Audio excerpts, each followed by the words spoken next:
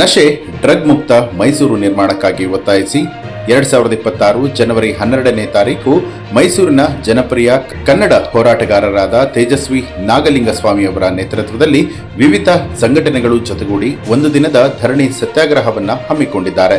ಸ್ಥಳ ಮೈಸೂರಿನ ಅಗ್ರಹಾರ ವೃತ್ತ. ಸಮಯ ಬೆಳಗ್ಗೆ 9 ರಿಂದ 6 ಗಂಟೆಯ ತನಕ. ಹೆಚ್ಚಿನ ಸಂಖ್ಯೆಯಲ್ಲಿ ಭಾಗವಹಿಸಿ ನಶೆಮುಕ್ತ ಮೈಸೂರು ನಿರ್ಮಾಣಕ್ಕೆ ಸಹಕರಿಸಿ ಅಂತ ಹೇಳಿ ಕರೆ ಕೊಡಲಾಗಿದೆ. ಎಲ್ಲರಿಗೂ ನಮಸ್ಕಾರ. ನಾನು ನಿಮ್ಮ ತೇಜಸ್ವಿ ನಾಗಲಿಂಗಸ್ವಾಮಿ ಮಾತಾಡ್ತಾ ಇದ್ದೀನಿ, ಕನ್ನಡ ಚಳವಳಿಗಾರ.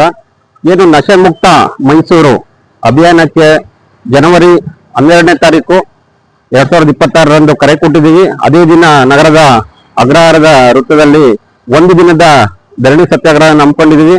ಕನ್ನಡ ಕ್ರಾಂತಿ ದಳ ಮತ್ತೆ ವಿವಿಧ ಕನ್ನಡ ಪರ ಸಂಘಟನೆಗಳನ್ನ ಜೊತೆಗೂಡಿಸ್ಕೊಂಡು ಒಂದು ದಿನ ಸತ್ಯಾಗ್ರಹ ಮಾಡ್ತಾ ಇದ್ದೀವಿ. ಮತ್ತೆ ನಿರಂತರವಾಗಿ ನಶೆ ಮುಕ್ತ ಮೈಸೂರು, ಡ್ರಗ್ಸ್ ಮುಕ್ತ ಮೈಸೂರು ಆಗಬೇಕು ಅಂತ ವಿವಿಧ ಕಾರ್ಯಕ್ರಮಗಳನ್ನ ಹಮ್ಮಿಕೊಳ್ತಾ ಇದ್ದೀವಿ.